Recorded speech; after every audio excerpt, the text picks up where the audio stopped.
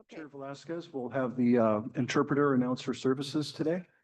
yes. Okay, thank you very much. Buenas tardes. Si ustedes necesitan el servicio del intérprete de español, por favor, acérquense aquí a la mesa o levanten la mano y yo les voy a llevar el equipo. Muchas gracias.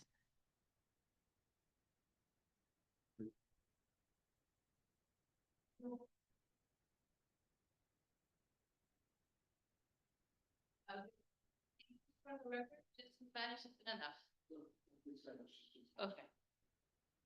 You had a volunteer to make love to see you or you? Two, and I'm just about to give up.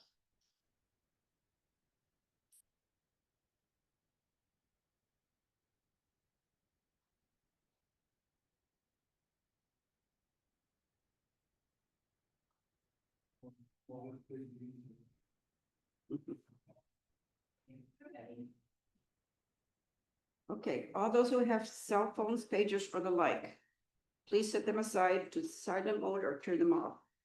Of course, this does not apply to on-duty emergency personnel. If you wish to address the commission, you must stand and be recognized at the podium and give your name and address. Speakers are limited to 3 minutes and one appearance per subject. Sorry to interrupt. Can you turn on your mic? It is on. Maybe closer. Chair Velasquez, let's ask Stella to give roll call, please. Okay. Roll call. Chairperson Gloria Velasquez, Present. Commissioner Tencia Vargas, Commissioner Adrian Faco, Present. Commissioner Alex Ramirez, Present. Commissioner Delia Gutierrez. Present. And welcome, Delia, to your first planning commission of 2025. Welcome. Welcome. Okay. This meeting is being conducted in accordance with the State of California Executive Order N 2920 dated March 17, 2020. Regarding the COVID pandemic, the public may participate in person or online via Zoom or call 1-669-900-6833 and use meeting ID number 822-0611-989. If you wish to make a general public comment or comment on a specific agenda item, please raise your hand function. You will be allowed 3 minutes to make your comments. If you choose not to attend the meeting but wish to comment on a specific agenda item, please submit your comment limited to 250 words or less by noon of the day of the meeting to the city clerk. Business from the public. Business from the public not on the agenda. Any member of the public may address the commission for a period not to exceed 2 minutes or on any subject not on the agenda. The commission will listen to all communication, but take no action.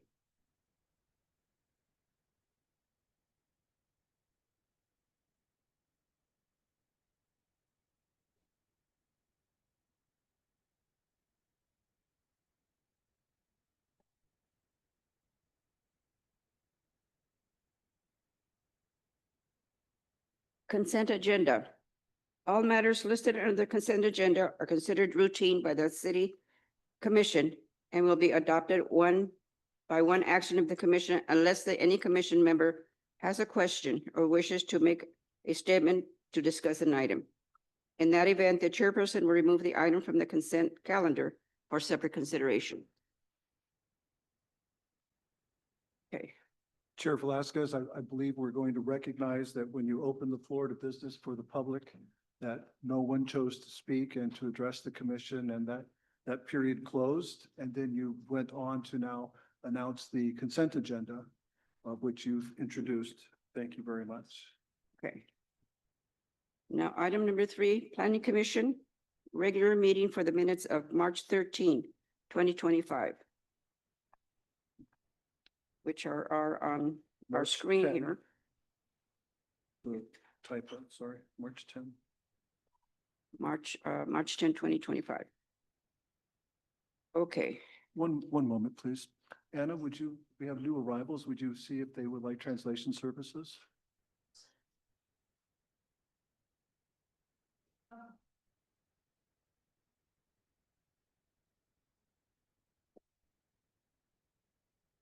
I'm sorry to keep interrupting. That's right.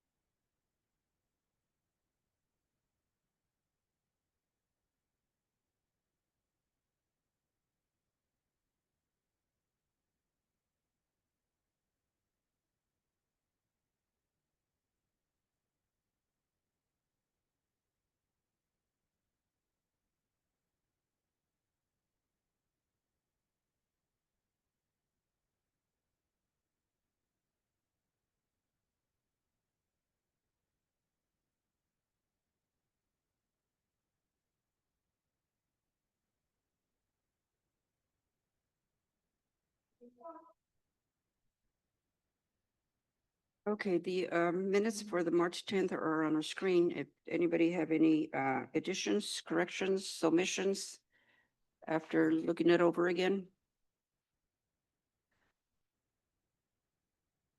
Okay, to have a motion to approve those meetings? Move March to, 10. I move to approve the regular planning commission meeting minutes from March 13, 2025. Okay, is there a second? I'll second it. All in favor? Aye. Aye. Opposed? Yeah, okay, motion And passes. thank you. Just for clarification, it's a little typo. It was March 10th that you took all that, March 10th. all March that big 10th. action on the 25th. Thank you. Thank you for that. That's correct. So Chairwoman Velasquez, I'll kind of introduce number 4 here. This is we're supposed to do this the first meeting of the new year. Although we've only had one meeting, which was the big housing element, but this is the time where reorganization of the Planning Commission can be considered for nomination of chairperson, as well as a nomination for chair pro tem, basically second in charge if the chairperson is not available. So with that, I will be quiet, and as the commission may entertain a motion and a recommendation for chairperson, and they'll take a motion and a vote on that. And then we'll raise the question for chair pro tem and take a vote on that if there's a second for that nomination. And then if the chairperson seat changes, we'll do a little bit of musical chairs for just a moment. So with that, I turn it back to you, Chair Velasquez, to entertain nominations for reorganization of the Planning Commission. Refresh, we would do this yearly. Okay, anybody have, first of all, anybody want to volunteer? No volunteers, okay, and I have one that, but I don't know if anybody else has any, so. Okay, I nominate Tencia for the chair.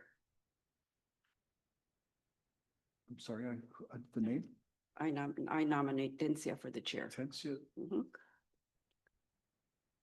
What do you say? I accept the Okay, nomination.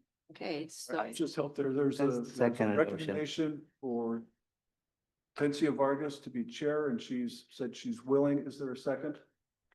I second, well, I nominated, so it's, I'll second. Oh, go ahead. I'll second it. Planning Commissioner Alex Ramirez has seconded the motion. Would the commissioners care to take a vote on the motion on the floor? okay, I approve. I nominated, so. I approve. We're gonna approve the motion. Yes, Yes. approve the motion. I approve. Okay. Vote yourself in. Tencia? I approve. Thank you. So thank you. Five votes to zero is the second, and the nomination for Tensia Vargas to be the new planning chairperson of the city of Gonzales. Thank you very much. We'll change seats in just a moment. Your former pro tem moved to another city and that was Ernesto, Mhm. and he held the pro tem position. Right.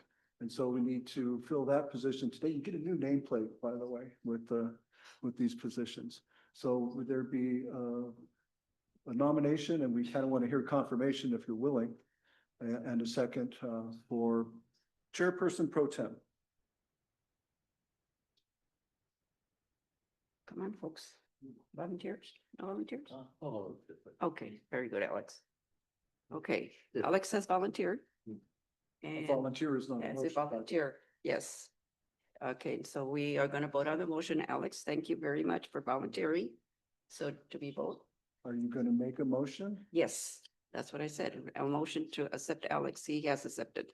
So motion to accept Alex. I'll second it. Us, Yeah, okay. So Alex is our new pro temp. so we got to vote for that, Yeah, we did. all across. All right, for the record, for you watching at home, Gloria Velasquez has nominated Alex Ramirez to be the chair pro tem of the City of Gonzales Planning Commission. Mr. Ramirez has expressed a willingness to hold that position. And now there was a second made for that. And now among the five of you, would you please give an audible yay or nay vote for Alex Ramirez to be mayor, chairperson pro tem?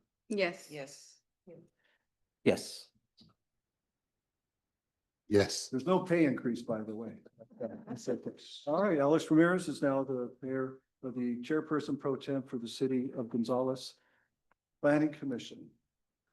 Tensia and, excuse me, Chairwoman Tensia, would you and Gloria please exchange positions? Thank you.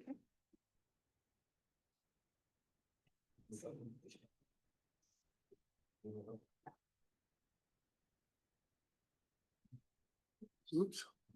All right, that was the fun stuff.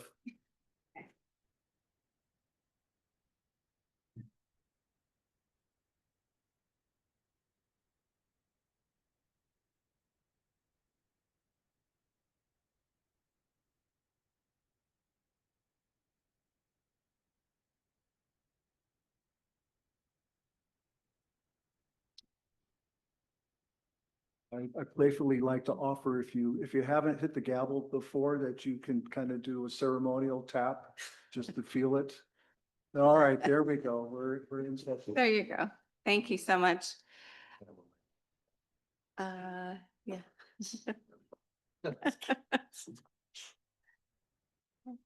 Can I get a printout? Do we have a printout of the agenda? Yes, you may. Just the agenda.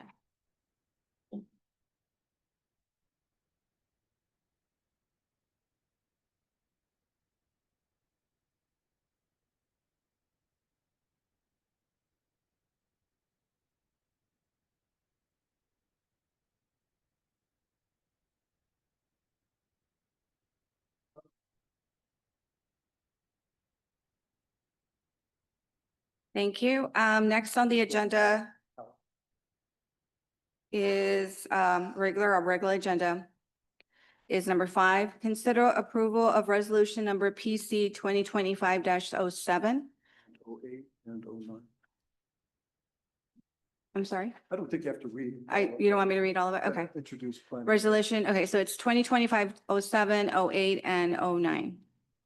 Thank you. Staff report. All right, so thank you. As we get started here, I'd like to introduce that we're going to have a PowerPoint presentation. It was quite a thick packet that you have. But as a background to the 6-cycle housing element, I just, before I get into the slides, just announced that it's really been a public participation process for several years. We've had events at the park where we've asked and had surveys in Spanish and English on what are people's needs. There have been study sessions with and without the city council together where we've invited people to speak and learn about items that are going to be in this policy document that addresses the future of housing opportunities, and, kind of the rulemaking that'll go forward for the next several years. We've also, for public participation, we've been out on social media, which includes Instagram and the city's website, and we've done our best to have both Spanish and English versions that people can be made aware of meetings such as this right here. We've also informed and let the school district know that we're considering new housing policy, that I brought draft housing element policies all the way to the county library up on Fifth Street and met with the librarian to share what those notes were and that they could contact City Hall. And boy, we've also got kind of Appendix C here, which is what added weight and all those pages to your packet, but we don't know why we did it, but it's all 500 pages of the surveys that are both in English and Spanish, trying to discern what the needs of Gonzales residents are for housing and how to go about living here. So in these surveys was a constant theme that came out.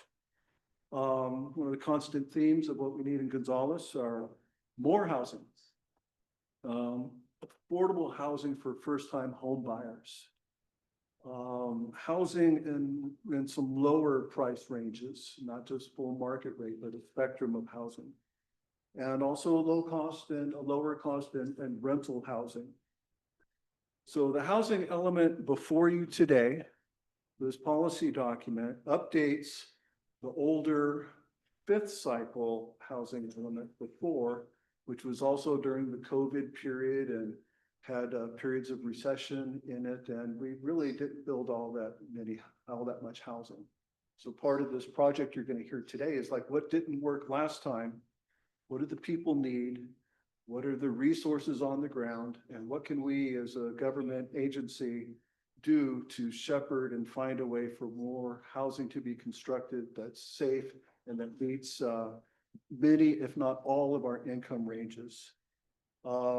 And also, just because it's been a while, it's going to bring the city current with a lot of state laws and legislation and enabling efforts at the state. You've all heard from the state government that we want ADUs and we want more housing. And, dear cities, don't slow down. If someone wants to build an ADU, you need to allow that. So our what's before you today are actions that will have us finally be current with state laws as they are now in 2025. And so right before I touch the slides here, I want to say that there were 4 key attachments to your project, to your staff report. One of those, the last one being this PowerPoint, but the first 3, as we'll see on the last slide, are the resolutions that we're going to ask the City Planning Commission to take action on. Attachment A, or is it attachment 1, is the resolution making a CEQA environmental determination on the general plan action and the zoning action. Instead of an environmental impact report, here we go. We have one more, Anna. We have, there we go. So the CEQA determination, California Environmental Quality Act, is we did not have to do a whole EIR on this. We found exemptions where the state allows us to consider this policy and the new rule sets and the new changes on the books. Attachment number 2 is a resolution that contains the general plan amendment regarding adopting the new housing element and some language in the industrial section that we'll hit a slide on. And attachment number 3 is a resolution recommending adoption of the new zoning definitions and some of the new codes that we need to bring current into the city, including some new zoning designations that we'll speak about. One's called an affordable housing overlay for workers, that the proposal is to allow that in our industrial districts where housing could be proposed so that workers could have access to affordable housing in those districts. So with that, I'm going to turn some slides. And I want to apologize a little bit because can be very complex and some of it still feels like it's over my head. But I don't want to speak so broadly that we take all night. And I don't want to speak I don't want to speak in so much detail that we take all night. I don't want to speak so broadly that we don't understand what's going on. So I'll get to these points where I kind of quiet, and it might be good to hear a question or two back and forth from the planning commission to help us get focused, or even with the gallery. So with that, I'll turn the next slide. And so basically, we're kind of talking about what is this section of the general plan, the housing element that's in front of you. And we'll talk about the pieces of it and how it came together a little briefly. So the slides ahead is going to give an overview of the housing element, how we meet the regional housing needs, the State Office of Housing and Community Development, their review and comments. The rezone effort to meet RHNA, and that stands for Regional Housing Needs Allocation. And that's where the regional government kind of tells each city what their goals for providing housing in their own community are. We'll talk about some of the zoning text amendments so that we're current with law, touch again on the environmental review, one slide on the schedule, and then we'll be asking for your recommendation to City Council. So once again, the action today is not to approve the document or deny or anything, it was to consider the matter and hopefully get your recommendation to the City Council that you believe that this document is in order and worthy of the City Council adopting and making the law of the land, the new rules. So so I'll try to catch myself from being too detailed, too slow, or too broad, but let's go here. The next slide talks about what's in a housing element, and there's basically 5 sections. Is my speed okay for you? Okay, thank you. Next slide, please. So just generally about the housing element, it's one of 8 mandated elements of the general plan. Others might be circulation and land use and public safety, but one's called the housing element, part of the general plan, rules that the city needs to abide by in all of its decision-making has to be consistent with the general plan.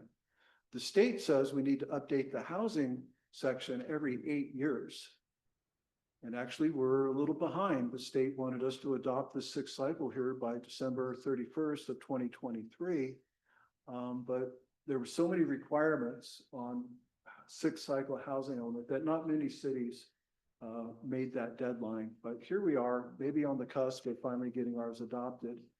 And the main thing is that we're supposed to accommodate our jurisdiction's, quote, fair share of the regional housing need. And we can talk about that in a little bit. Next slide, please. Oh, almost hard to read from here. I don't have it. But yeah, it's basically, there's 5 main sections.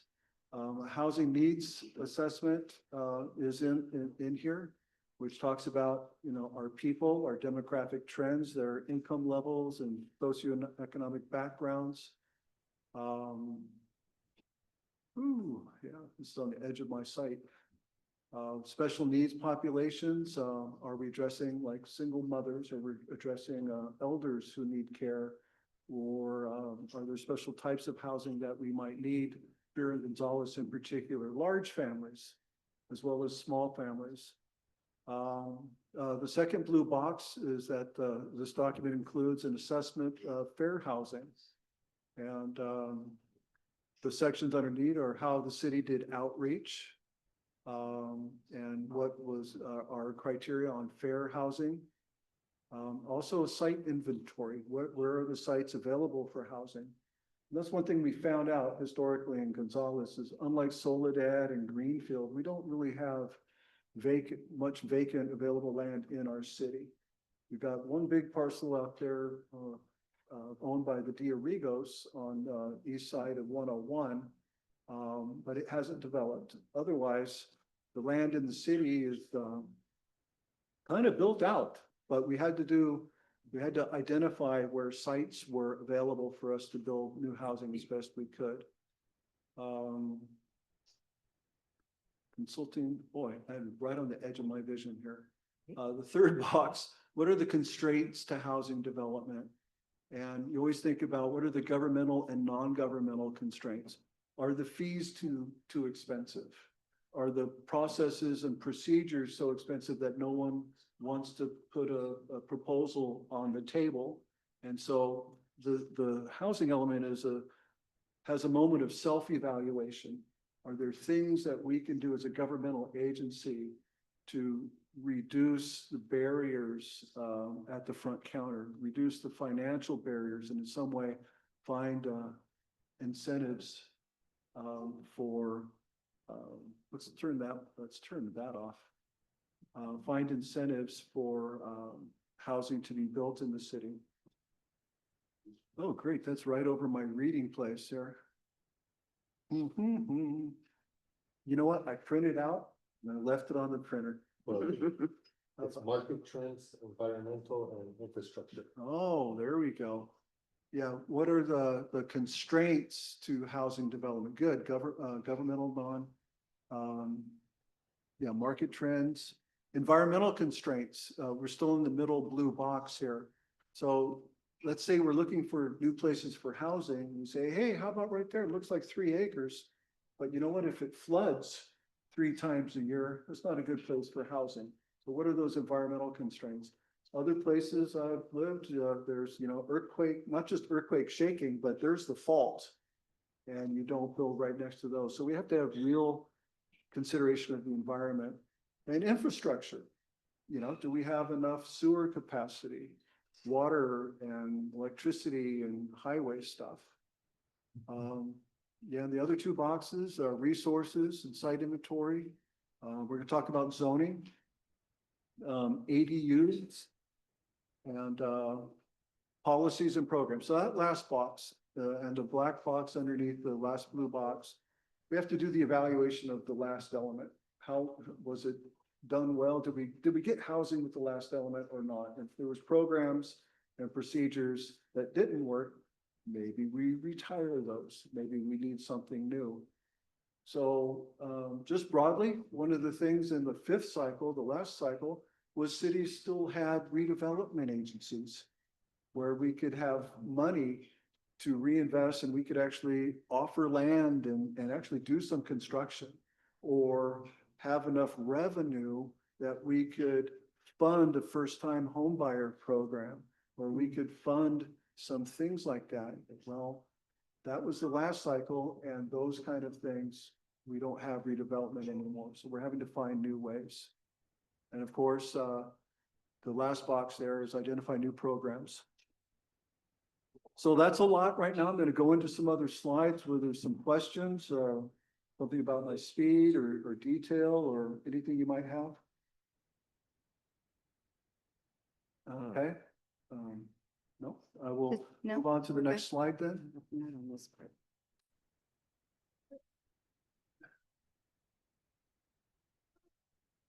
And I do want to let you know that I have more information on the slide than I'm going to speak to. There's going to be some that I read through and some that I don't, but we're going to be here. So in front of you here are the AMBAG, which stands for Association of Monterey Bay Area Governments, Regional Housing Needs Assessment Summary. And they've assigned for the city of Gonzales that we demonstrate that our land areas can accommodate at least 1,266 new units.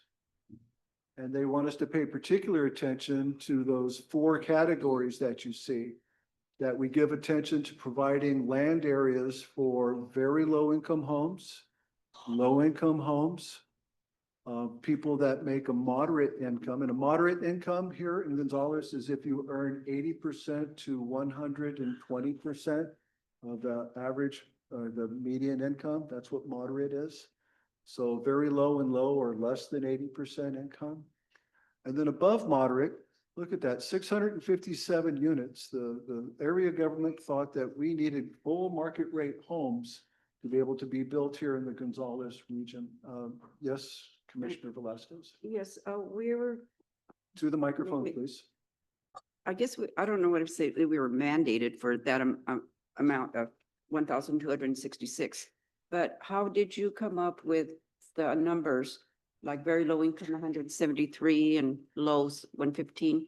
How did you come up with that, with those numbers? Yeah, that's a really great question. And, you know, this process for our housing elements taken about 2 years. It took 2 years to work through about 9 or 15 criteria at the area of Monterey Bay area governments to determine these numbers. They determined a number for the county as a whole. Then they divided that number among the cities and the unincorporated Monterey County. And they had a lot of criteria where are their resources? Where are their infrastructure? Where are there some really strong needs? And so I cannot give you a nice tight answer on that, but it went through about 15 or 20 different filters over a year and a half or many years' time, of which the city had representation at AMBAG through assignment of, I think, one or two of our electeds. So a lot of criteria. For clarification purposes, it's not something that the city designated or assigned. It's something that AMBAG decided. They're the ones that decide, not the city. Yeah, so the criteria per city. I mean, you had X amount of homes for this category, and that divided into the cities. And Gonzales has to have 173 of these and 115 of these based on the criteria. Correct. And that criteria was filtered against, you know, even, you know, Carmel and the other Mhm. cities, and it generated those numbers. So they didn't change the criteria city to city. That was the same filter. Because it seems like Monterey has a whole lot more. Well, it's a bigger place to begin with, but, you know, 1,100 some very low. Well, That's- yeah, and look at that number where they kind of almost half of the numbers are in the very low Mhm. and low income range. So think of some big apartment blocks there. I find that very interesting. So one thing came up as I was discussing this with somebody is look at unincorporated Monterey County at the very bottom. Well, Monterey County is thousands of square miles, right? Thousand, not 2 or 3 square miles of Gonzales. How come their number is only 3,000? Look, Selena's got 6,600.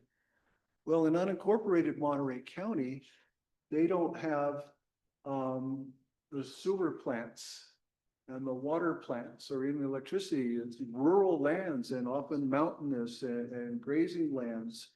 The infrastructure to serve people and houses is in the cities or right next to the cities. We can kind of plug into the existing utility services. And so that's why you'll see higher numbers there and maybe lower numbers for Monterey County. So if there's another question, I could try to answer it, but that's a complex table that was a lot of political stew working through that. What we did know is if one city really resisted their numbers, say, hey, before you ink that, you know, we don't think we should provide that much. The Monterey Bay governments and the state said, yeah, but you need the same number at the county regardless. And so what that did was it would put us against our, well, we don't want to do that 100. So maybe one of the other cities could take 100 or something like that. And so it's like, it was a battle and a conversation that not many cities wanted to do. They just tried to get the best number they could at the beginning and took it. If I could. All right. So left to right says very low, low, moderate, and above moderate. And on the next slide, we kind of have those same categories. Estella, if you could do the next slide. You see on the left, the income category, very low, low, moderate. And so this is a discussion of how much land area and where could we build such housing. And our consultant, using the 1,266 number, and also how many ADUs, because that's the new housing construction that's actually been built here. All right, and they came up with the number 40. And 40 represents about an average of 5 ADUs each year for the 8 years of the housing cycle, of which we're already in a couple of years. We're already in like 2 years, but they think that the natural progression was the city would provide about 40 units. And then they started looking around some of the vacant sites and how much land those, how many houses of the different incomes could be in those different land areas.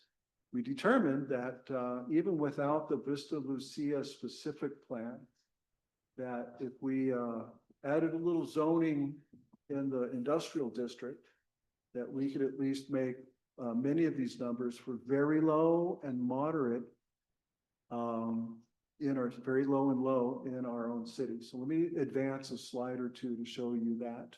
One more slide, please. So this is a discussion in the housing element here about available sites. And if you see the big green, the two big green ones on the right, well, the one that kind of looks like an upside down axe handle, that's a piece that's in the city and also in the county a little bit. Actually, more of it's in the city now because we had the city expand with the Rianda Agricultural Cooler Project. But those green areas right there represent number 8A and 8B, 135 and 3, so 138 acres, where if you built at least 7 units per acre, which is our general plan, that you can get maybe 700 units in those areas. But that also, what you know is those properties have been offered for sale for many years and no one's purchased and they haven't been built on. But we can demonstrate to the state that if someone really wanted to, those houses could be built there. So even though we have this obligation for 1,266 homes to provide land area and opportunity to, the city itself doesn't build those, nor do we have the money. But we need the rule set to allow those things to happen. So that's kind of what we're discussing today. The other smaller numbers that you see in our industrial district, I've got a laser pointer, but I think it disappears on the screen. All right, well, all right, yeah, it kind of disappears. So the little number, here's our, it disappears. So I was talking, not this area now, but this area up here, there's 6 properties that have been identified in the industrial district that are now vacant. Ownership is by Diorigo, owns the one up here near Alta. I'll go here right below I wish this didn't disappear on the screen. And then the other 5 that are more off of Catherine Street are owned by Taylor Farms as well as Avo Company. And each one of those, if you see on the table, let me go, here we go. So the tables right here show that those they're about 2 acres apiece. And if we allow through your actions tonight and the city council's actions, a workforce housing overlay, it could be that someone could propose apartments for workforce housing that are at a minimum of 20 units per acre, but maybe as much as 30 units per acre. So those would be like 3-story apartments, 2 or 3-story apartments. Yes, Ms. Chairwoman. You're referring to the ones in the left-hand side of the map, which is 1, 2, and 3? 1, 2, 3, and 4, 5. Yeah. And then which one is the workforces that you're recommending? Is it 2 and 3? All those. All of them? Industrial park, Okay, in the industrial district. in the industrial Even area, even that upper one on Alta. east of, west of the Alta. Okay. Yeah. And so, what that does is it still allows the industrial property owners to just, build or use it for their industrial purposes if they needed some kind of additional function to their processing and cooling and packaging and shipping. It's their property. But it also allows us to tell the state that housing could be constructed here if needed. And so, I was asked a question, is that a value added for the industrial owner? And I said, well, I don't quite know which one you're gonna get the bigger bang out of, industrial or agriculture. I have a feeling. Yes, Commissioner Ramirez? Quick question. Would those numbers, if they build like apartments and stuff, would those contribute to the 73 units of very low housing? Absolutely. That's where we get the credit for those. Exactly. And there's also been a question as well, what if that became the H2A temporary housing right there? Is that the kind of apartments and workforce housing you're talking about? Well, the state doesn't give us RHNA, the RENA credits for those, so we would not get credit towards the obligation we made with the state because it's not permanent, it's not longer term housing or year-round housing is a way to say it. So the HTA would not qualify, of course, but if they choose not to go that way, they use it. Correct. If you build something that was more akin to like what Tanamura and Antle has done in Spreckles, where they built a nice new apartment complex for domestic workers that work on their properties, something like that. Yeah, that would give us credit with the state. That would give us credit? I thought that's kind of H2A. No, the one in Spreckles is not. It's not, okay. Yeah, that's my understanding that it's not. So kind of some complicated stuff, but really not all that complicated, but that's how we called it an available site and that we can kind of get credit for it. The state wanted to be sure that if you've all heard or kept up with the Vista Lucia specific plan that we're trying to get approved, that's coming a little bit later and needs blessing. It's not even on our city limit yet, but we hope to add our city limit around the Vista Lucia. The state wanted us to be able to assure that we have enough land area for our very low and low income housing in our existing city. And so the state said, if you do this housing element and adopt a zoning overlay, we'll let you count the math and we'll approve your housing element. So that's why it's here with you today. So with my own apologies, I don't know if I'm going too slow or too long, but we'll move to the next slide here. Estella, please. All right, so just a brief history is, even after the due date, due to our financing and how complex it was, our first submittal was to the state in February of 2024. And then we heard back from them 60 days later in May. Is that May? Wait, February, March, April, May, 90 days later. Then we had to work on all their comments, which was pages and pages of study this and look at this and look at that. We'll go over those briefly. And we give that back to them in May. Meanwhile, I changed environmental consultants because I had run out of money with the first submittal from a grant that the city had. And with the help of the state actually providing some consultant resources, we were able to make a second submittal to HCD in October. And then a Christmas present came to me when I wasn't even in the office on December 24th. And the state said, you are this close to approving getting a housing element approved if you add the zoning overlay. You add the zoning overlay, we'll give you, we'll let you get an adopted housing element.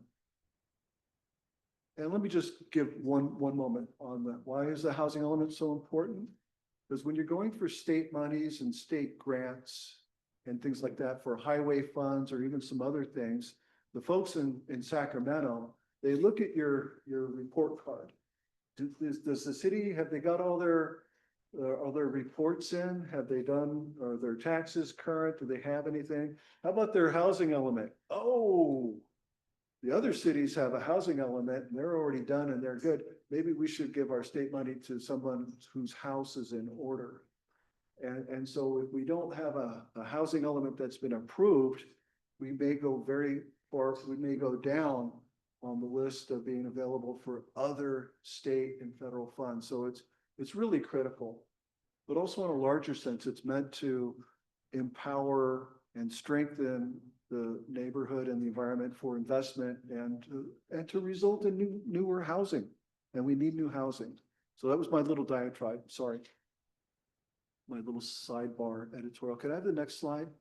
And I'll try to move a little faster because some of the other slides are very much in detail and I don't want to go right there. So some of the things that housing and community development wanted us to get back in here and strengthen was that our program accomplishments for special needs populations that we've reached out to single mothers or seniors or made sure our meetings are in bilingual so that we meet the needs and we bring those things back for programs and add it here. Yeah, so I'm not going to read everything, but they wanted us to sharpen up our housing needs assessment as well. Next slide, please. And they wanted us to strengthen our fair housing analysis.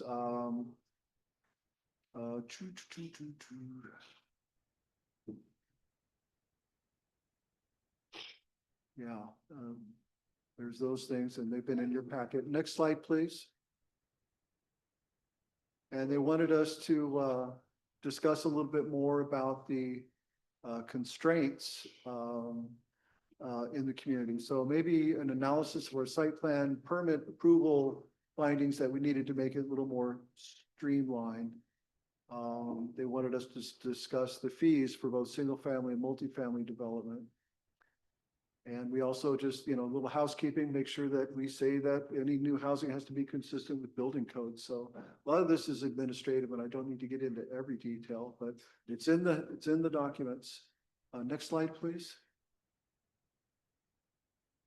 All right, so some of you have heard about the city project site on Alta where the city hoped to have Chispa build some senior housing.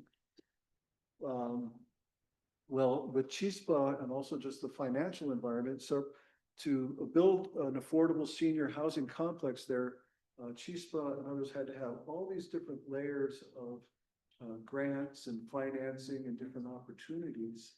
Well, the financial environment has changed, like we all know lately, and some of those opportunities have stripped away. And any of the money that's even left for senior housing there, we would be in competition with other cities and other elements in the region.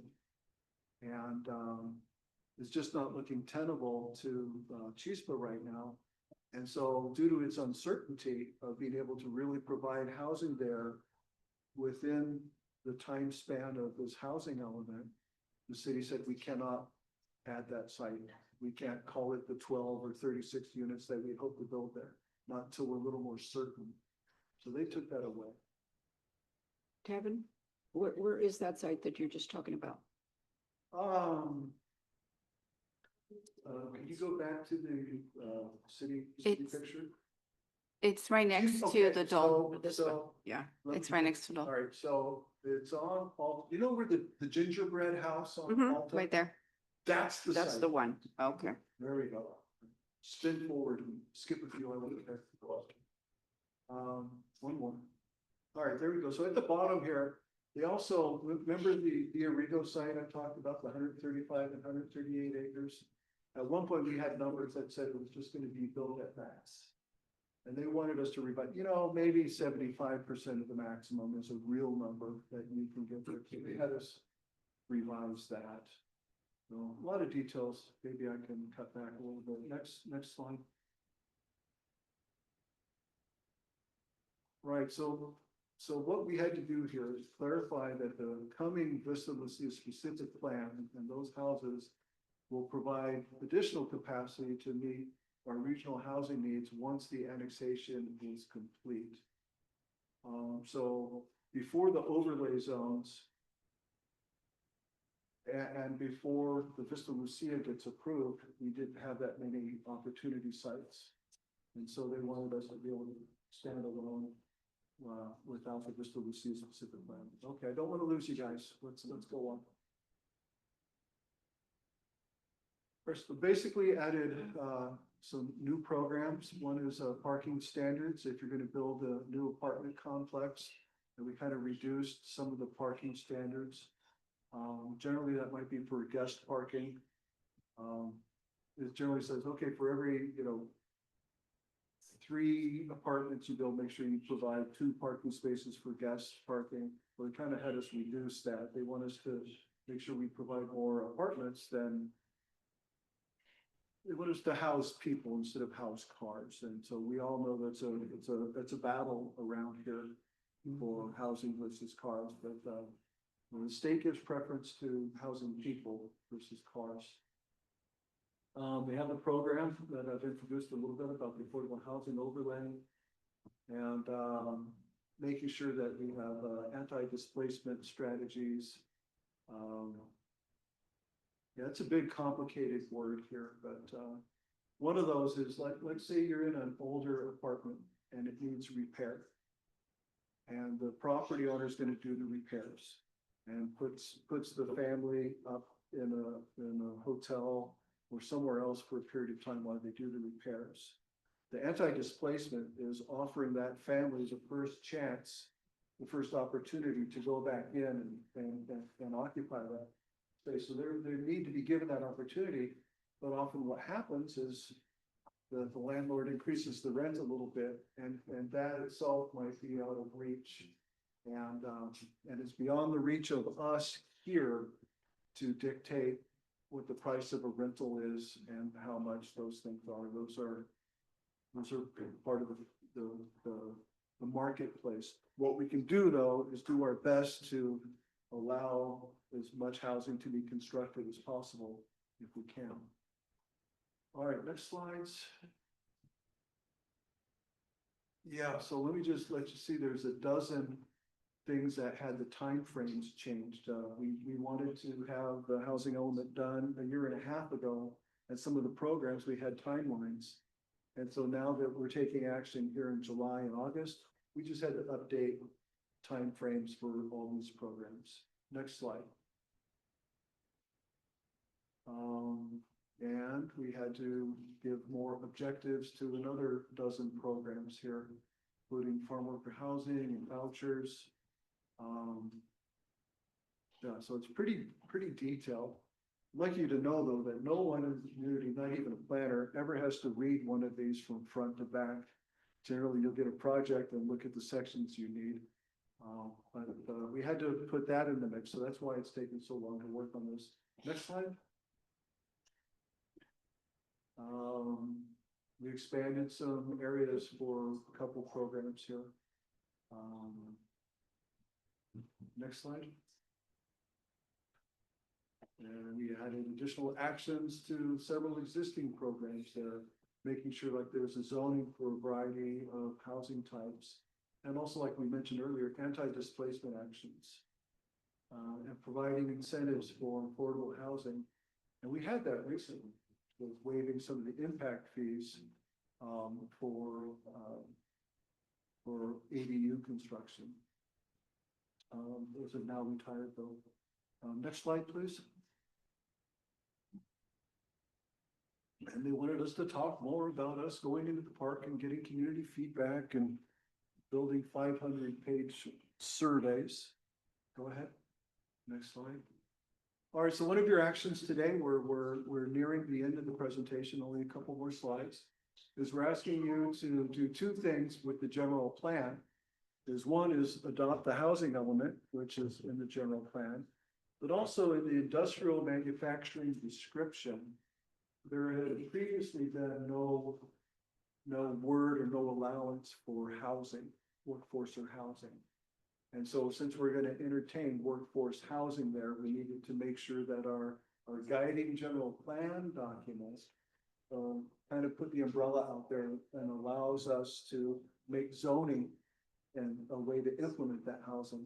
And so this last line, the red line, is new language in the general plan. The multifamily residential units are permitted with the applicable housing overlay zone at a minimum density of 20 units per acre and a maximum density of 30 units per acre. So those would be about the most dense projects in the city if someone chose to build it. But we needed to show that our plans would, our general plan would allow it if someone wants to consider it. Big stuff. Aren't you glad this only comes around once every 8 years? Yeah. The next slide, please. Would you remind me of what slide count we're on now at the bottom? Year 25 and 27? That's okay. That's all right. All right, so this is just a reiteration of where we're asking the city council, the planning commission and city council's consideration to apply the affordable housing overlay.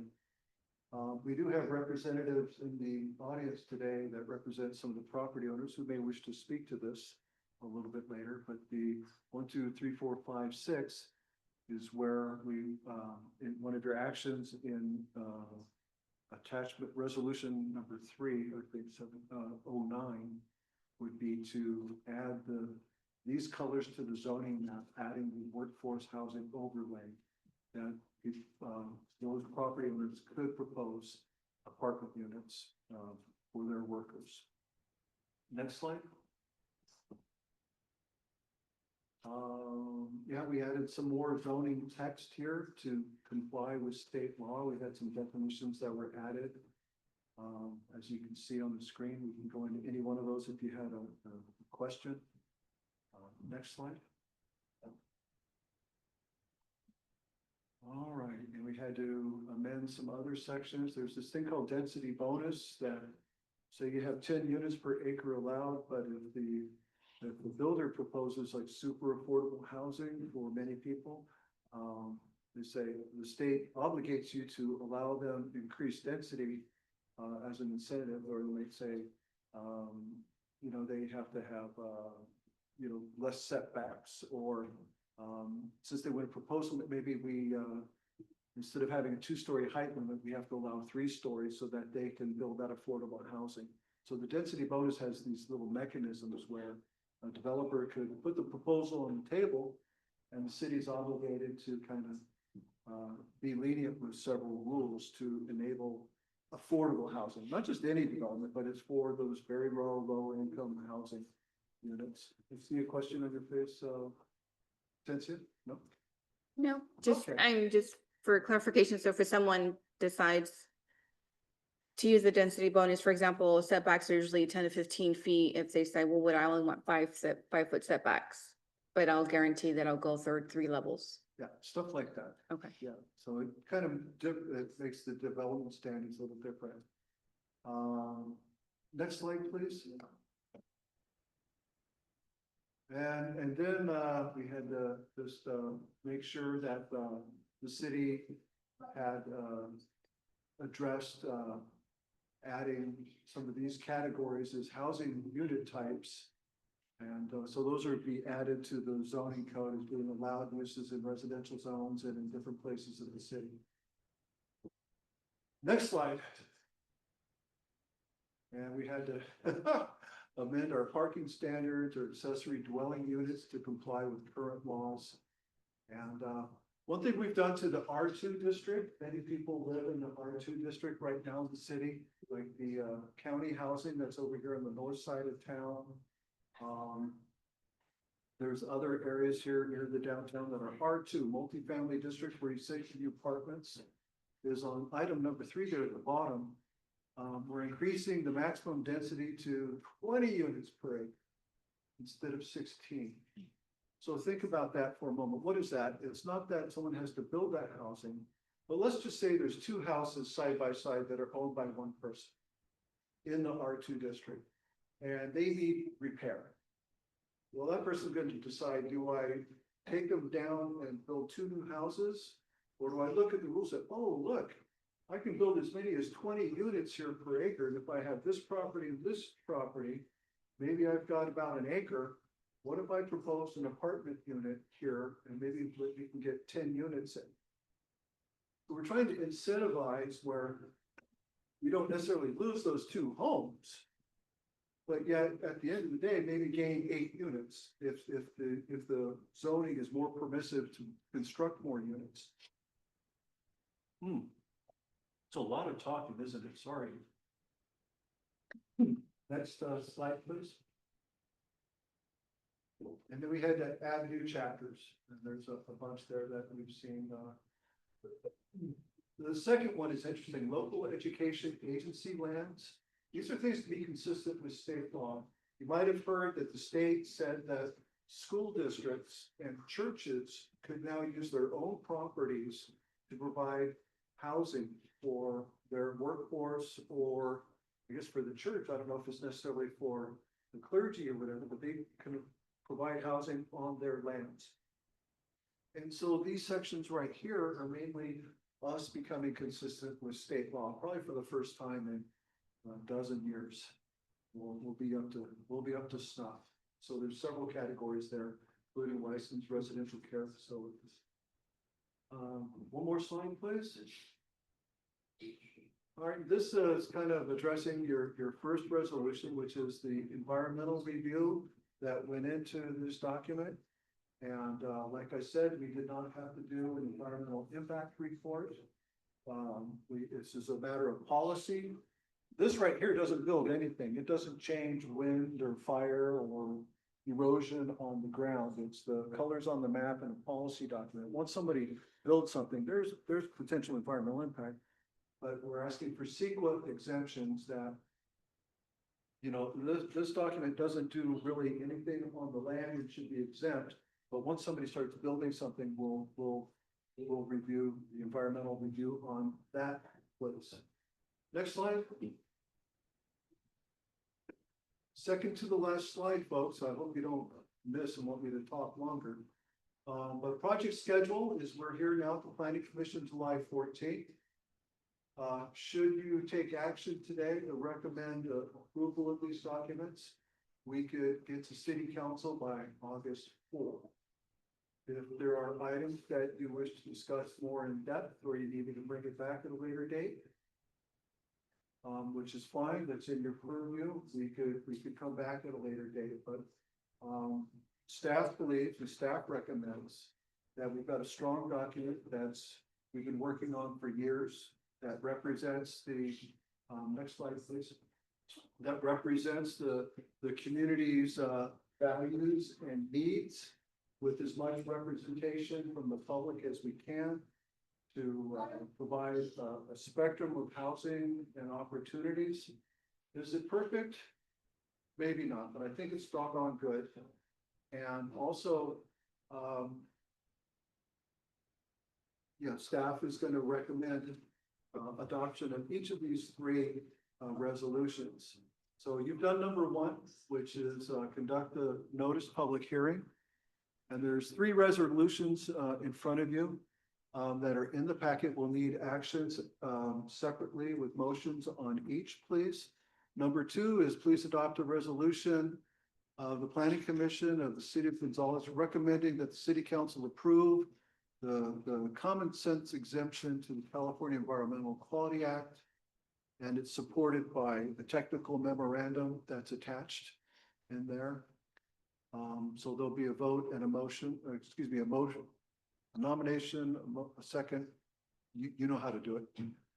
The second resolution is a resolution of the Planning Commission of the City of Gonzales recommending that the City Council approve the general plan amendments, which is the wording in the industrial zone, as well as making this whole general plan, this element part of the general plan. Item number 4 is adopt a resolution of the Planning Commission recommending that the City Council adopt the ordinance making the zoning and the text regulation challenges, which were those definitions, which were the colors of the zoning districts in the industrial zone, and also us getting the consistent language with state law. So it's a lot. It's kind of complicated. We can talk about anything, but that really concludes staff presentation at this point. And through the chair, whether it's the public or even me or even commissioners, will ask the chairwoman Vargas for permission to speak and let her conduct the meeting. So that concludes my presentation, Chairman Vargas. Chairwoman. Thank you, Tevin, for the report. At this time, I'd like to open the item for public hearing at 7:09. If there's anybody in the public that would like to speak on the item, comment, or ask questions, it's your time at this moment.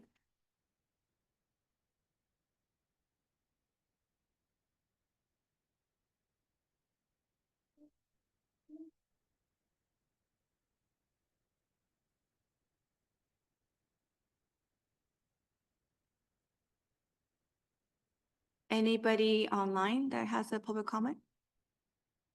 No one via Zoom.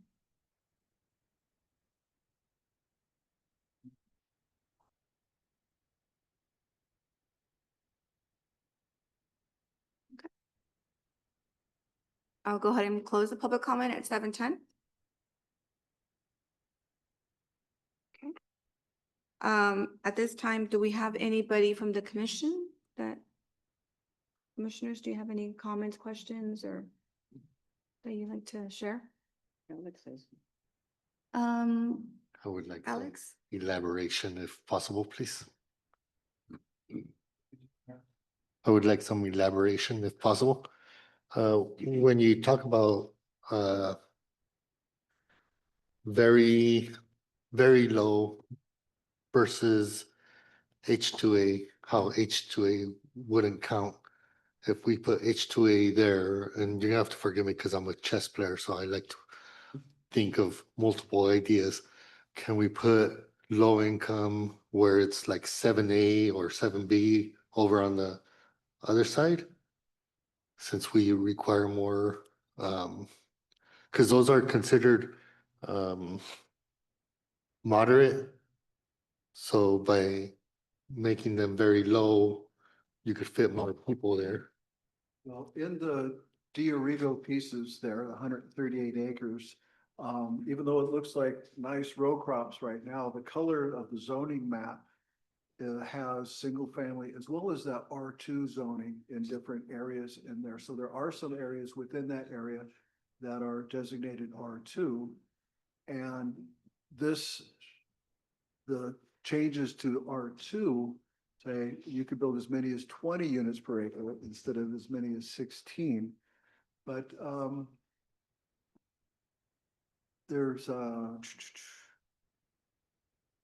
I didn't quite understand. You were asking if. So, apartment for density example, you versus- said that if we build H2A houses over there, that those don't count towards our numbers of the 173 units. If we built H2A anywhere in the city, it would not count Right. because it's not 12 months out of the year and around the calendar permanent housing. It's for a different purpose. Okay, so is H2A pretty much done now? Or No, is it can be proposed in places. It just doesn't give the city any credit towards its regional housing needs assessment.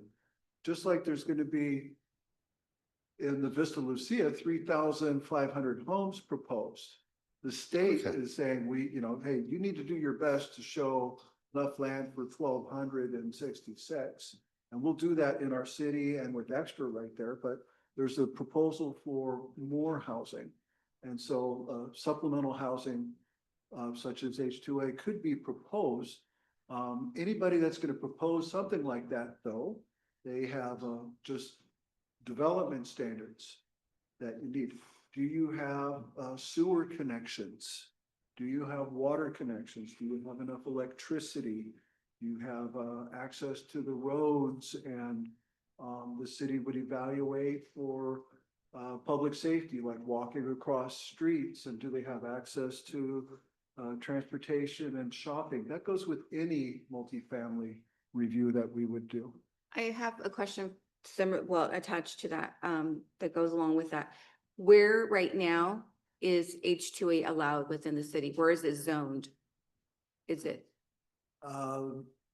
You would need a higher density zone project, so an R2 area. R2 is, Uh, so if an Like R2 the is Tesla available, Project that's on Fano right Yes. there off of Fifth, that's a R2 zoning and it looks like that. It's about 2-story apartments. Behind the, what's the grocery store? Huh? Santa Fe? Santa Fe, but the houses just north of Santa Fe behind, those whole district, there's apartments and higher density house, that's R2 right now in that district, and then it breaks into the more traditional. So H2A is allowed in R2. Those densities are allowed in R2. So those densities are not necessarily allowed in R1, right? Now would be too many. But yet, someone here asked for a density bonus and get density bonuses for things, but not necessarily we couldn't look among our peers of the state and say, look, we built 50 units and we've met some of our RENA standards, but we could also still look, there's 50 units. Okay, so for example, and I'm sorry if I'm taking go off the ahead. microphone, Through the chair, no. but on parcels 1 through 6, Uh-huh. they could build 20 units per Acre. acre. And those lots are about 2 acres apiece, and 20 Correct. is the least dense. You have to start at 20 and you could go as high as 30. And so one of the things I also changed was not just the number from 16 to 20, but I added a story Okay, that you can do it in 3 stories. Because my hope is if someone's going to build a nice apartment complex, that you're going to use the ground floor for parking off the street. And then maybe have, the 2 units. So is it for seniors? Is it for people that don't like stairs? Probably not, but for folks to have apartments while they're trying to earn their way to buy a mortgage and get a house, it might be a really great thing. Gloria? On chapter 12, you've added low barrier navigation. What is that? One of the new things added is called low barrier navigation. And that is a very interesting thing and we'll need to work at it right here. So low barrier navigation is if someone finds themselves homeless, like they can't afford their rent or they're kicked out, or maybe like that apartment scenario I shared where they're doing a modification. There's supposed to be a way that through a good office environment in connection with available housing and available programs elsewhere, that we try to reduce the barriers to these people getting into a house immediately again, or getting into a home. And frankly, in the city of Gonzales, it's tough because we haven't had new roofs. We haven't had the new roofs. We really don't have that. I don't know how many times I've had people come in the front lobby and they need help and services. And I do my best. I've got all kinds of sheets and cards and referring them to a lot of nonprofits or the United Way that are in Salinas. But we don't have, even like hotel rooms with vouchers for temporary stays. But a low barrier navigation center is a big fancy name for trying to have a one place for someone that's recently become homeless, find shelter as best we can. And so it might be that we're effective, but it might be that, they need a good ride to Soledad, where maybe that unit's available. Thank you, Consuelo. Thank you. Delia, do you have anything? I just had a question on H2A. If there was an ordinance passed in Gonzales to not allow H2A, therefore they would not allow it in R2 zoning either, right? You're gonna do a global thing, it's gonna be a global thing. I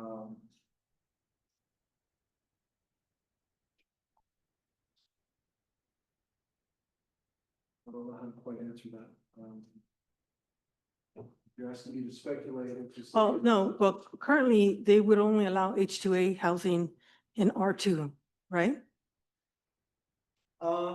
They could, on the areas right next to the city that are agriculture allows agricultural based housing for their workers, okay? The deal, so like when we had the proposal before, that was an allowed use. that you could build H2A or even just domestic worker housing on agricultural land. But they would need city utilities. And at that time, the city utilities were so tight, and we're thinking about our specific plan, we're thinking about other affordable housing and the pipes and the cost, and basically there's other people in the front of the line, and we're working on our sewer district and everything, so the city is not obligated to extend its utilities outside of town. They're not. But that's interesting, right? The agricultural areas around the town are allowed to have agricultural housing. That was my question. Thank you for asking that, because that was my question. In what, within the city limits, not county, unincorporated area, within city limits of Gonzales, we do not allow H2A, is what you're saying, to confirm.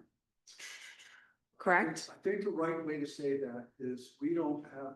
We don't have a zone, it's not allowable use for anywhere in, R2 is if someone designed something that was 20 units an acre, no, well, H2A is specific.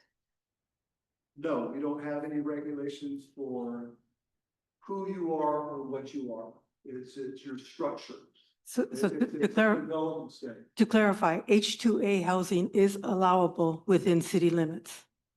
If it's, Not every, no, but in R2. have to find the right available land to do it, and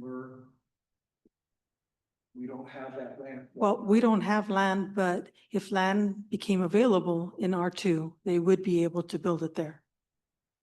Someone could propose an apartment complex or whoever up to 20 units per acre.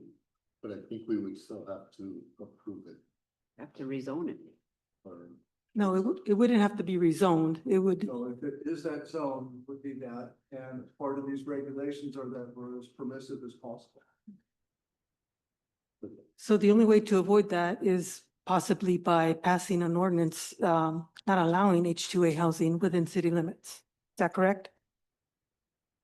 You probably want to speak with your elected leaders and see what kind of effort you want to put behind that. Okay. And- Oh. Sorry, Through the chair. just a last minute question.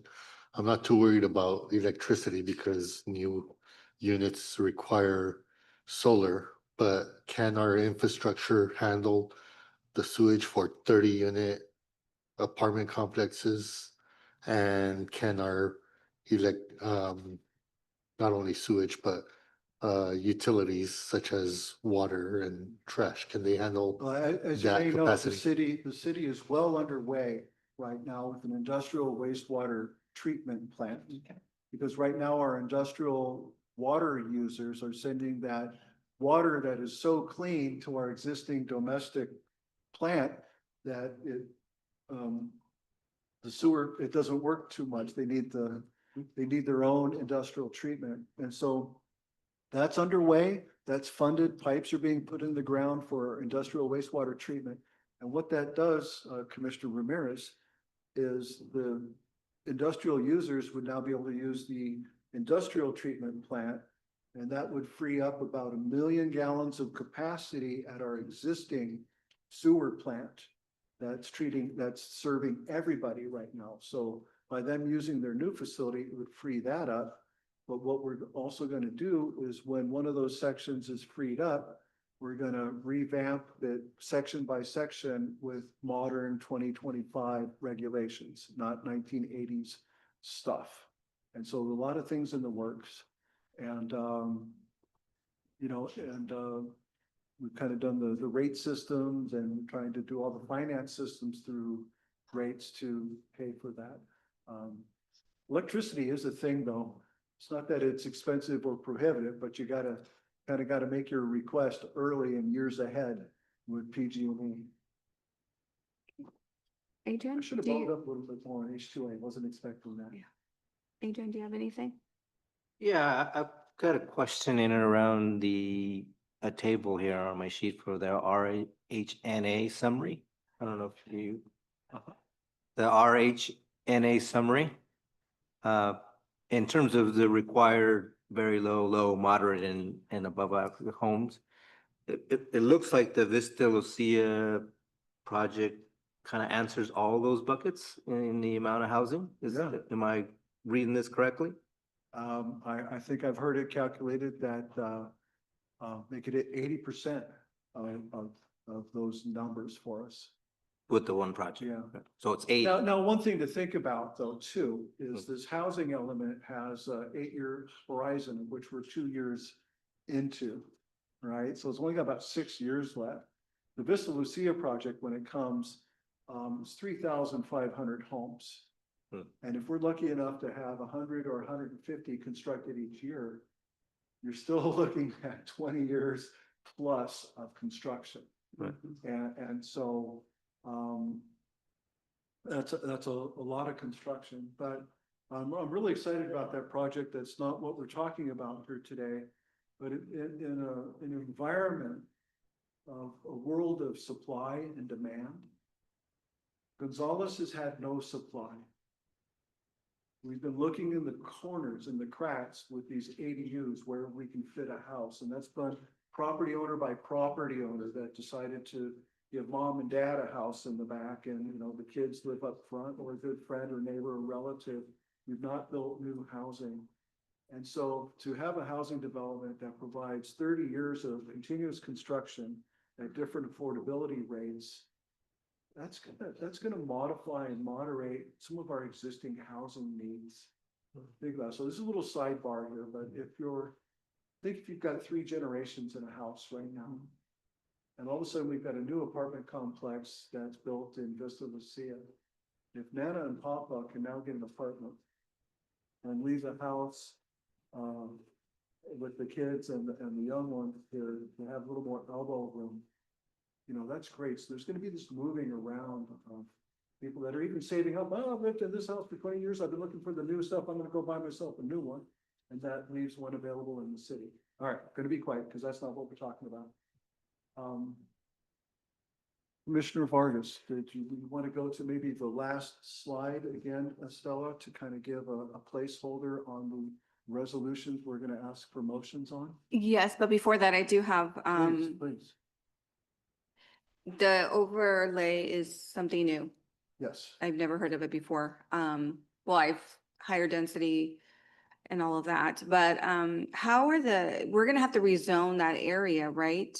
The industrial area On those spots. on those 6 slots. How are the property owners? I'm just curious if we have anybody that is okay with that, I'm just kind of wondering what is their perspective? I can beg your pardon for a moment.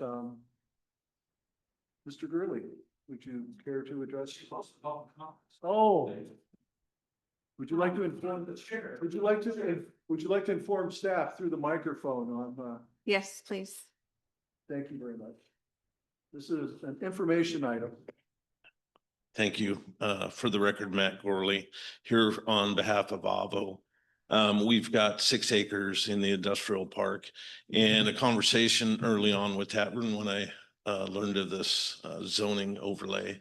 I can't imagine anybody, even anybody here with concern of housing, wanting to be in the industrial park. I wouldn't put my kids there, so I wouldn't expect anybody to put their kids there with ammonia leaks, with a fertilizer plant, with some wind turbines. There's just a lot of heavy things going on out there, and I wouldn't want any possibility of contamination with any residents of the city of Gonzales being out in the industrial park. And that's why we created it, and that's why it's on the other side of the tracks. And I wouldn't want that to come to fruition for anybody to live out there, stay out there. And that's why we created it. I believe Delia was on the council when we brought in the ag park, and that's why we placed it over there. So to expect anybody to live over there, I wouldn't want that for anybody. I know it's vacant land. I know we have to meet our arena numbers. Housing allocation numbers has been a big thing. AMBAG is actually 3 counties. It's Santa Cruz County, San Benito County, and Monterey County. And there's been several lawsuits that have flown over the years, and gosh, I hate to say it, maybe 30 years of public service and dealing with housing allocation numbers on AMBAG. And everybody not taking their fair share. Monterey thinking that they could not have to house their service community, the people that work in their hotels and their house cleaners and the construction people. And that's why we have the traffic problems. I mean, there's so many things to look at. And but I think a lot of it, the reason that Gonzales has their RENA numbers handed to them was, I think it's all derived and starts with the census, right? It's the education of our people. It's the wage earners that live in Gonzales. There's just so many factors to putting in these numbers, and then it's negotiated by somebody other than our elected officials. And that's why we're stuck with our RENA numbers. But all we have to do is show planning for them in order for us to keep our state dollars. We don't have to ever build these units because it's not up to the elected officials to build the units. It's up to the property owners, and there's not any property owners that are going to be building out there in the industrial park because this land is too valuable for industrial and commercial. It's not, it's nothing. It's too hard to get that commercial industrial land, and jobs, I think, mean more than housing today. We need to bring jobs to our community so we have a stronger tax base. We need houses. There's no doubt we need houses, but as John DiRigo says, you know, he's got how many, 135 acres out here? 3, so 138. Yeah. 138 acres. And John DiRigo says, I don't grow houses, I grow broccoli. So he doesn't want to grow houses out there because nobody's got the money to buy that property from him. And we don't know if that'll ever happen. So it's a sorry day for Gonzales that isn't already in houses. But it needs to be. The land is less fertile as you move to the east, and that's how LAFCO has directed all of the cities to grow, is to the east, because it's less fertile land out of the prime ag land for the county. But I don't know if that answered your question or not, but I don't foresee anybody having any problem. I talked to a couple of the other landowners in the industrial park, just with the understanding this is just a simple overlay, that the chances of housing actually being built there, the land is too valuable for commercial industrial. If I could add, is when the Vista Lucia project is approved, actually, we could rescind or take away this workforce housing overlay, and we'd still be inconsistent with having enough capacity shown to meet our numbers. Okay. But that, at that point, though, that would be more of a property owner decision, whether they want to keep it on there or retire it, but it's.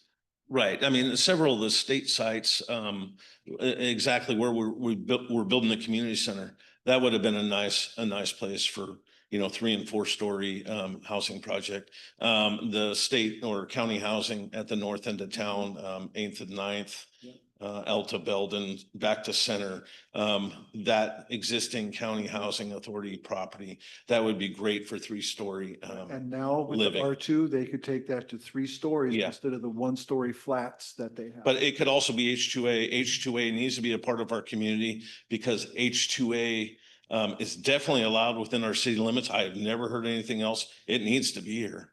But it's a matter of servicing it. We don't have the services. I don't want to see built outside the city limits because I don't want to see our services extended out. Right. But there's several other issues with H2A housing, but I believe we need those workers in Gonzales. I think it helps us all. But I don't know why we're stuck with what the founding fathers gave us at this point. So it's not going to get there. Thank you.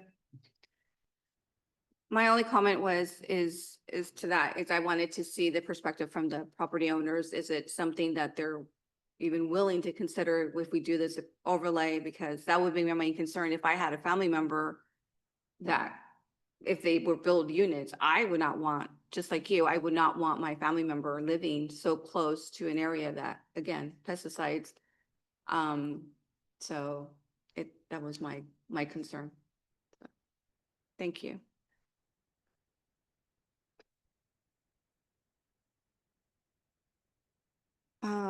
we can go ahead and move into commission action now. Believe so.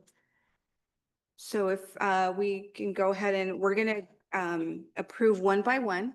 So if I can get a motion for resolution number PC 2025-07, a resolution of the Planning Commission of the City of Gonzales recommending that the City Council approve common sense exceptions to the California Environmental Quality Act as supported by the Housing Element Updated CEQA Exemption Technical Memorandum prepared in February of 2025. Do I have a motion?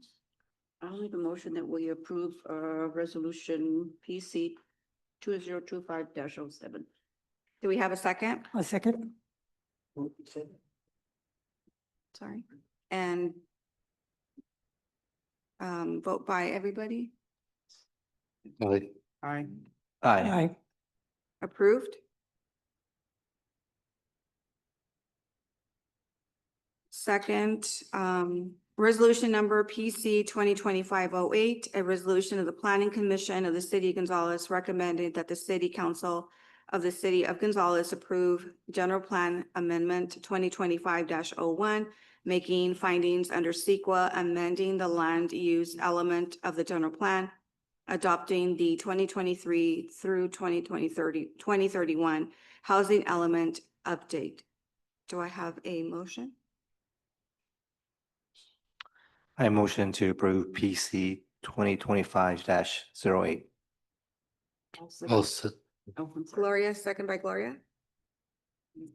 And do I have a vote by everybody? Aye. Aye. Aye. Aye. Approved. Last resolution, resolution number PC 2025-09, a resolution of the Planning Commission of the City of Gonzales recommending to the City Council to adoption and ordinance making findings under CEQA and amending Title 12, the zoning regulation with associated zoning map and text changes to implement the new six-cycle housing element. Do I have a motion? I'll make a motion to approve 2025-09. Do I have a second? I second. Vote, yes, no, by everybody? Approve. Approve. Aye. I vote Aye. yes. That was five to the positive. Yes, Okay. Observe. resolution approved. Wow, thank you very much. You've made three solid recommendations to the city council. That's wonderful. And through the chair, that public hearing item is done now, and you're moving on to oral communications from the planning commission. Business from the Planning Commission. Does anybody have any oral communication, like to share anything? Or have any comments? Something about the redwoods? About the redwoods? No. just- Oh. It was nice. No? Right. Anything, any business, next item, any business from our Community Development Director? Tavin, do you have anything? Well, You like to- we're, with your actions today, we can put public notice out for city council final action on this, and we expect that to be considered August 4th.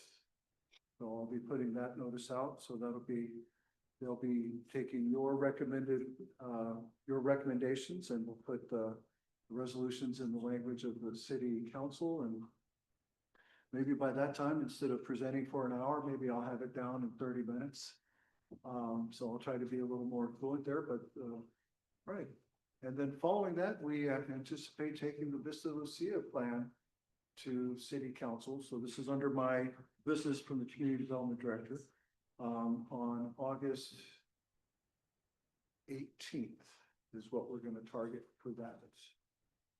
And, for all those of any of you that have been following that, that's, maybe, Mr. Gurley can attest to this, a 18-year effort for specific plan and that additional housing adjacent to the city of Gonzales. And this would be the last public hearing at the city level after all that work and the pre-approvals of which you were instrumental in giving the 6 resolutions on March 10th. And, Once the city council acts that evening, if it's in the affirmative, we'll pack it up in a box and we will take it to Salinas for the local agency formation commission to consider expanding our city limit line around those county areas to accommodate the Vista Lucia project. So that would be a large addition to the city. And there's a map proposed that's about 1/4, the subdivision map about 1/4. So it'll probably come in pieces over the years. So that's coming up. Otherwise, my city and my department here, we're still having vacancy with the new development technician. So we're trying to work on that capacity. And we're also trying to do our best here to enhance and support economic development and buying local in Gonzales in any way that you can. The commercial market, the retail market is getting really tough. Some businesses are closing or seeing big declines. And we're hoping that we can do our best to keep Gonzales dollars flowing within Gonzales. And so you might see some more efforts from the Economic Development Division of my office in the coming days.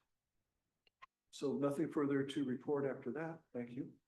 Thank you, Taban. At this moment, I'd like to have anybody who wants to make a motion to adjourn the meeting? I make a motion that we adjourn our meeting at, 7:40? I'll second it.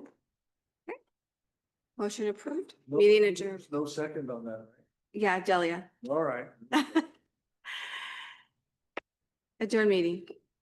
That concludes our meeting this evening. Thank you so much.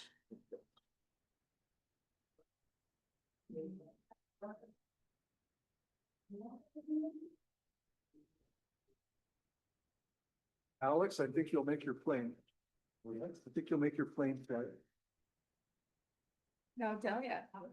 She, Oh, you're making your plane. she's, I'm sorry, I got the wrong line. she's the one. Met with both of them, but